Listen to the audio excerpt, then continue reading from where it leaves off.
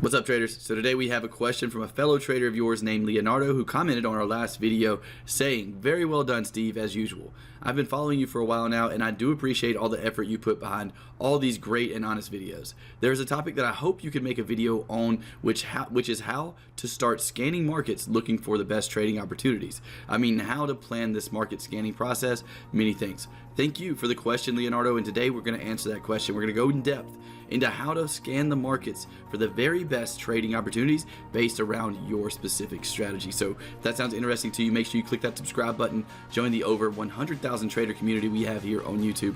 Make sure you click that like button, follow us on the socials, links are in the description, and I will see you guys directly after the intro and disclaimer.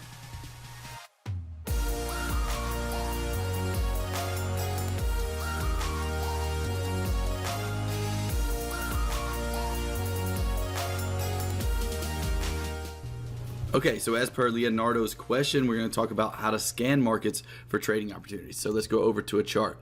Well, depending on your strategy, the process of doing this is going to change. You have to ask yourself, are you a trend continuation trader? And really, you have to ask yourself, what do you need in order to trade?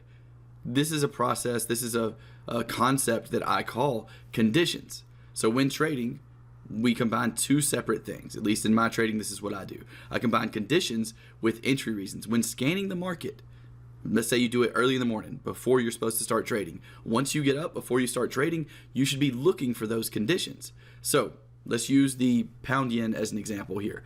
On the pound yen, let's say you have a strategy that says the market must be in a downtrend on multiple time frames. That's condition number one for your strategy. So for those of you who don't know what a downtrend is, it's very simple, just lower lows and lower highs going down, right? This is the most simple version of a downtrend. So here on the pound yen, on the daily chart, what do we have? Market pushing down, creating a lower high, and then creating a lower low right here. So that is considered a downtrend on the daily chart. Now remember what we said. What if your condition is I need a downtrend on two high time frames? So you need a downtrend on the daily chart and on the 4-hour chart. What you would do then, drop down to your 4-hour chart, and check and see if you have a downtrend here as well. In this case, you do. The last place of resistance is right here that the market has to break in order to consider this a possible reversal. So what we have is a market that pushed down, pushed back up, pushed down, creating this lower low, and now is pushing back up towards resistance. So in this specific case, your first two conditions are met while scanning the markets in the morning. Again, preemptively, before you're supposed to be placing trades, all you would do is if your conditions are met, then you would mark this. You can write it down on a notepad. TradingView, the platform that I use, actually has this really cool feature of using flags. So what I do is this little flag right here to the left of the pound yen chart. You click that and I will change it to green if my conditions are met for this specific strategy. And now to continue that process, right, to continue the scanning process, maybe after you look at this and notice that it's in your two conditions are met, right? Your downtrend on the daily, downtrend on the 4-hour conditions are met. What if you have another condition that says the market must be overbought as well? Well, then you bring up your RSI. If the market is not overbought, leave the little flag green, keep it written down there. But if the market is overbought, then this is a pair you need to look at for your entry reason, right? Let's say for your specific strategy, you need a downtrend on the daily, downtrend on the 4-hour, overbought on the hourly. Let's actually do this. You need overbought condition on the hourly, and we have RSI divergence here, and you need a lower low, lower close candle. So if you have overbought on the hourly, which we do not currently, but we do have RSI divergence, that's a topic I really don't want to get into in this video because it's a bit longer than what I want to do specifically right now. This is going to be quite a short video, but RSI divergence is simply the RSI making lower highs while the market itself, price action, makes higher highs. So if your condition was need a downtrend on the daily chart, a downtrend on the 4-hour chart, and a RSI divergence on the 1-hour chart, then this specific currency pair would be primed for your entry. You could then change your little flag to red. And you could say, well, I know that the pound yen is a pair I need to look at as often as possible today to make sure my entry doesn't happen. So that's how you would scan your charts in the beginning of the day. Let's continue with this concept on a different chart. Let's use now the Euro New Zealand. Let's go out to the daily chart. Let's do another example of this.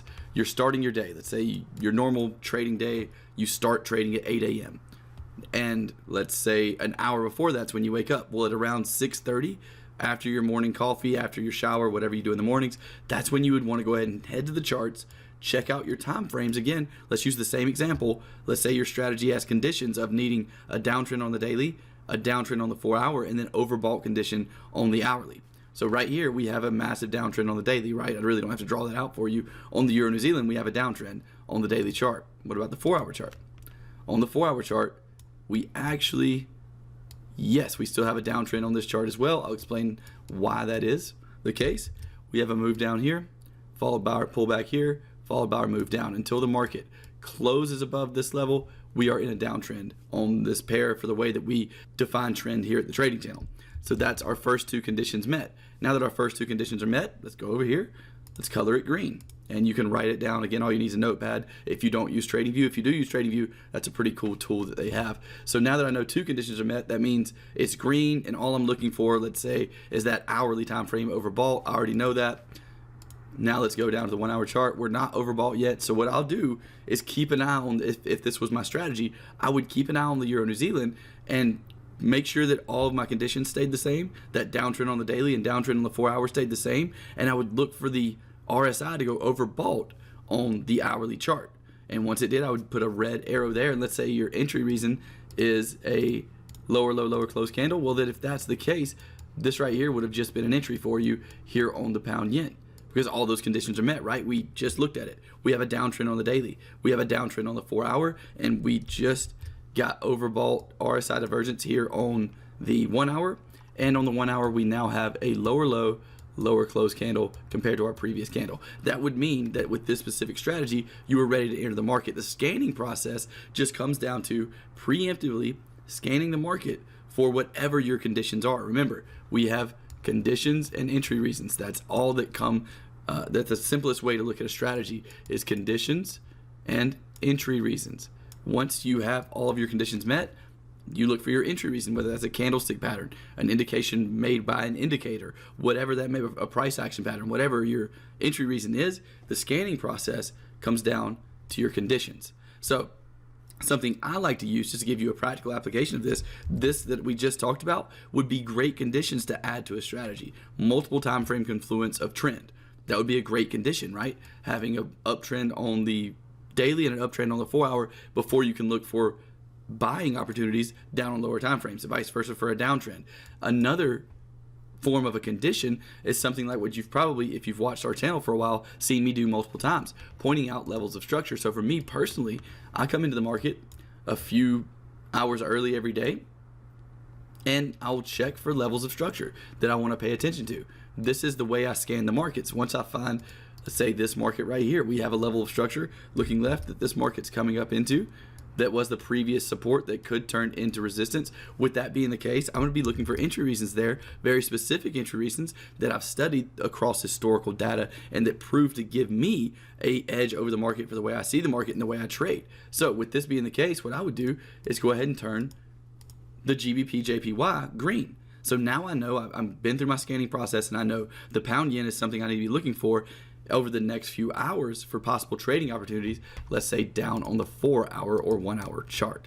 I need to be looking for my strategy down here based on the information that I just saw through my scanning process. So that's how you can wake up and start scanning the markets every day for potential trading opportunities. There's a couple of examples of things you can look for. Again, that multiple time frame trend, or maybe you just need the daily chart to be in an uptrend. Remember, all we're looking for when scanning the market for potential trades is conditions, and then we want to point out the pairs that are close to having all of our conditions met.